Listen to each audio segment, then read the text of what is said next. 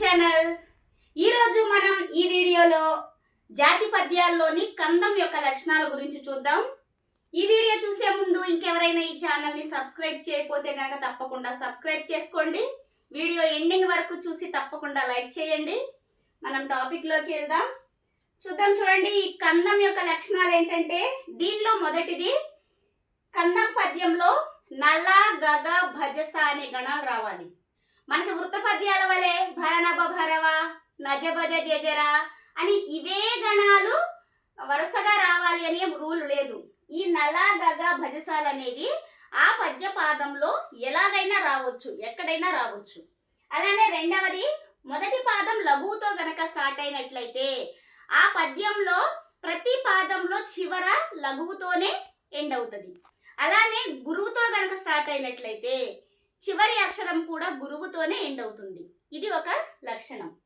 Next మూడవ కనుక చూసుకున్నట్లయితే 2, 4 పాదాల్లోని చివరి అక్షరం గురువుగా ఉండాలి. ఖచ్చితంగా 2వ పాదం చివర, 4వ పాదం చివర మనం గురువు మాత్రమే గుర్తించేలాగా గురువుకు సంబంధించిన అక్షరాలు మాత్రమే రావాలి.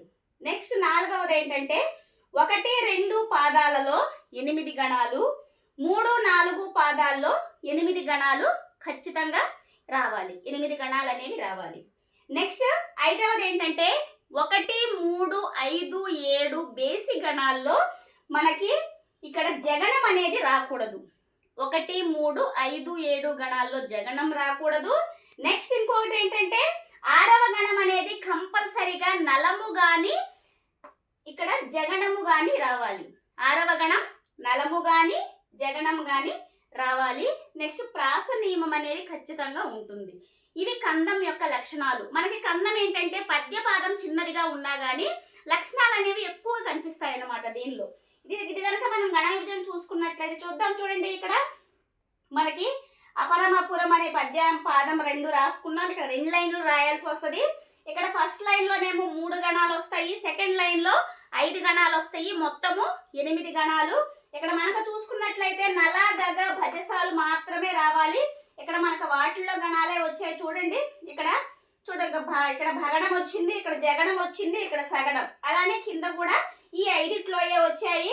నెక్స్ట్ చూద్దాం, ఇది 1వ గణం, ఇది 2వ గణం, 3వ గణం, ఇలా మనం కౌంట్ చేసుకుంటే గనక 8 గణాలు అనేవి వచ్చాయి.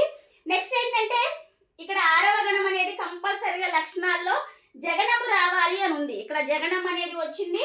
నెక్స్ట్ 1, 3, 5, 7 గణాల్లో చూడండి, ఇక్కడ జగణం అనేది రాకూడదు ఉంది. ఇక్కడ చూడండి, 1, 3, 5, 7 గణాల్లో మనకి ఇక్కడ జగణం అనేది రాలేదు. ఇది కంద పద్యం యొక్క లక్షణాలు.